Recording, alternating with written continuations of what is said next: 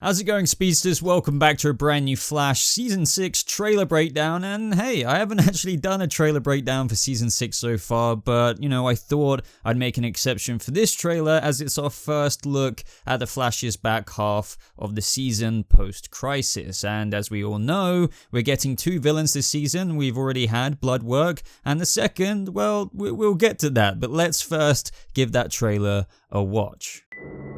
Crisis is over and you didn't die. No dark future looming over us.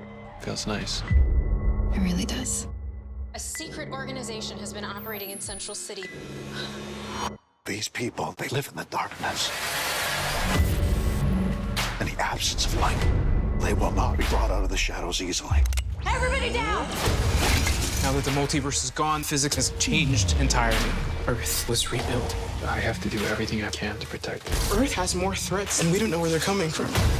Something's off. You've been acting kind of different. I had to start planning for a life without you. We don't live in crisis mode anymore. And I have to expose this organization. Get out of there! I can't be your damsel in distress anymore. Our timeline has been rewritten. With all these changes to our reality, maybe figure out who you want to be in this post-crisis world. So, as you could probably tell, there's a lot of emphasis on a post-crisis world, and if you've been watching my Flash reviews for some time, particularly my Flash Season 6 reviews, you'll know that I've been really looking forward to seeing what the Flash Season 6 will be like without the boost the first half of the season had, which had all of our characters, as Joe said in this trailer, in crisis mode. Now, I'm not saying that it wouldn't be any good or anything like that in the back half, just that the weight of the first half of the season had with the threat of Crisis on top of the main villain Bloodwork made the Flash Season 6 first half something that was kind of hard not to be decent, but what's the back half going to be like, with that out the way now? Well, from this trailer, things are looking pretty interesting. But before we dive into all of the new details of this trailer, everyone, and I feel like I've connected quite a few dots to the point where I feel like there's a very, very good idea of what could be going on potentially villain-wise for the back half and with this whole mysterious organization. Make sure you go ahead and like this video. If you do go on to enjoy it, let me know all your thoughts and theories in the comment section down below on this trailer, and make sure you subscribe to never miss out on a future Flash video. And don't forget that the Flash isn't back until February 4th, so we've still got quite a bit of a wait ahead. And also, I know quite a few people were wondering about the reverse Flash in Crisis on Infinite Earths. I did mention this at the end of my Part 5 review, or just my Part 4 and 5 finale review. I'll leave that in the cards above if you somehow haven't seen my finale review for Crisis. And guess what? I have no idea. I have no idea why they didn't include the reverse Flash. Maybe he's a result of just being on the cutting room floor, because there's a lot of stuff that was probably meant to be in Crisis. There's a lot of stuff that was in Crisis, and maybe just as a result of certain things or another, they just didn't want to put him in there, because I don't think he would have had an absolutely huge role anyway, and maybe when weighing up certain scenes with other scenes, they just thought maybe we just shouldn't include the reverse Flash, but ultimately we're gonna have to wait and see.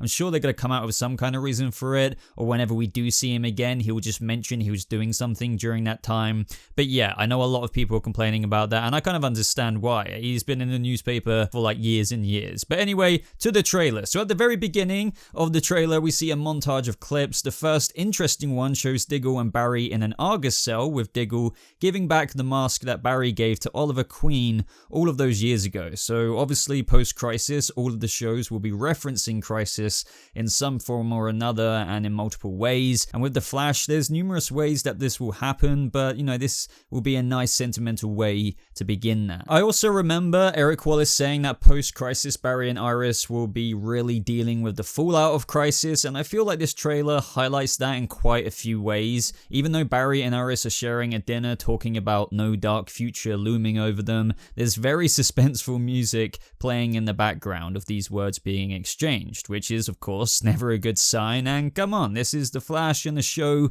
that will keep going for a while yet, so it's not really all sunny days and rainbows for Team Flash for too long. This is where we hear a news reporter saying that a secret organization has been operating in Central City, and well, we have discussed this before with regards to the speculation for the second half of the season villain or villains being that of the Black Hole organization. Now, even though they haven't been named as of yet, Eric Wallace has scattered the organization with that same emblem we see being worn in this trailer with that kind of new villain throughout the first half, and it seems now that Bloodwork is out of the way, they're going to become more prominent than ever. However, I do believe that they will be the kind of setup for a larger villain, possibly of their own creating, but for now kind of just introducing these minor villains like we've already seen with Ultraviolet, and now the one in this trailer before revealing a more intimidating opponent which will kind of level out the playing field of Team Flash. Interestingly as well, in this moment in the trailer, we also see a character by the name of Ava McCulloch, who is being played by Efrat Dor. Sorry for butchering that if I did, but apparently she's going to be a series regular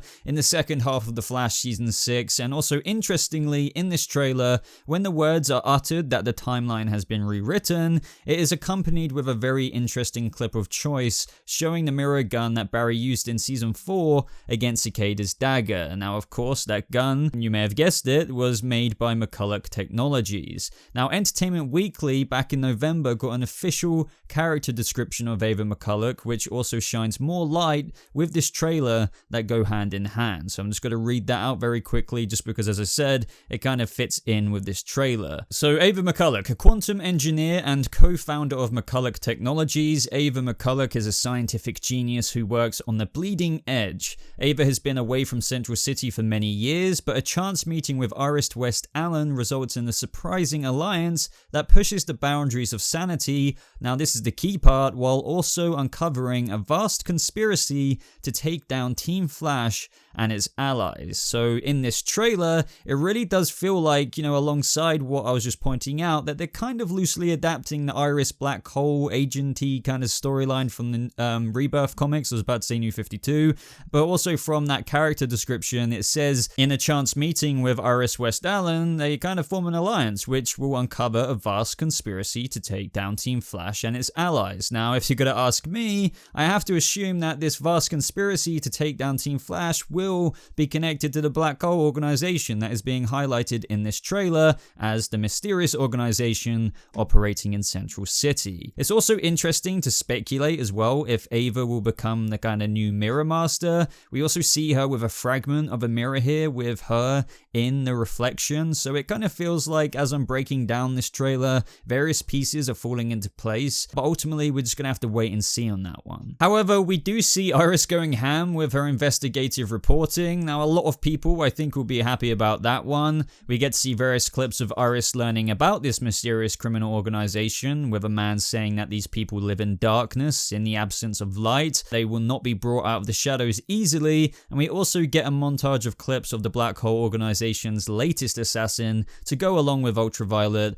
this lady with a gun that could possibly be fueled by dark matter. I'm just saying that because we've seen these like dark matter cartridges being used before, particularly like with Bloodwork and last season, with also weird blue lasery eyes. So I have no idea who she is, but I'm just sure she's another pawn of the organization who, as per that Entertainment Weekly character description I read out just a second ago, seems to be trying to take down Team Flash and its allies on behalf of the mysterious organization. But in this scene here, luckily Cecile warns them all just in time. Now here we also have Cisco saying that now the multiverse is gone, physics have changed, so I'm sure that this will be used in a way to explain a few things that will help the story move forward in a way that it just might not have been able to before. Other than that, we also see Barry's Speed Force is kind of dancing around his hand in that scene with Diggle. I probably should have mentioned this earlier, but it's at this point of the trailer. I wonder if this has anything to do with Barry's potential being unlocked by Oliver in Spectre mode during Crisis Part 4, if you guys remember, in the Vanishing Point. Obviously, that is just wild speculation. It's probably unlikely, but yeah, he kind of seems to be looking at his hand in kind of wonder wonder and surprised as to why his Speed Force Lightning is doing that. Then we get some various drama between Barry and Iris. Iris is acting quite a bit different, but it's probably more coming from a place of her wanting to be a little bit less reliant on others such as Barry and being able to kind of handle herself, which brings up this whole black hole agency storyline they could be mirroring, as I mentioned earlier. But the interesting thing about that is going to be seeing if she does somewhat go undercover, as in this trailer it's being made very obvious that Iris is very adamant on exposing this organization. Now in this scene here we get our first look at Sue Dearborn, I think is the first look, fighting, and you know, guess who's back? Ultraviolet. So yeah, just make of that of what you will. I'm just, you know, quite excited to see Ralph meet Sue Dearborn. She seems like a lady who can definitely kick some ass. So yeah, it's going to be interesting to see her on the team. And then we get a little conversation between Caitlin and Cisco, with Caitlin saying a line, "Who do you want to be in this post-crisis world?" Now this kind of brings up to me, if you guys remember in Crisis on Infinite Earths, when the Monitor brought back Cisco's powers. So does he still have them now? I mean, I know Crisis, you know, changed things. We've got like the birth of a new universe that impacts many things, but would it impact Cisco getting his powers? Like now the universe has been made different. Does that mean his powers aren't there? It's just going to be interesting. I would love to know what you think there. I hope he does. If he does still have his powers, maybe this is a conversation of, oh, maybe I should actually keep a hold of them this time, and he's just contemplating whether he should cure himself once again or keep them. If that is the case, it's probably obvious that he will keep them, but you know, this could actually not even be a thing at all. But other than that, guys, that is the majority of this trailer, so I'm quite looking forward to see what happens in the back half of The Flash Season 6, mainly, as I said, because it doesn't have that kind of gravitational weight of Crisis. Plus, you know, the Black Hole organization could be cooking something up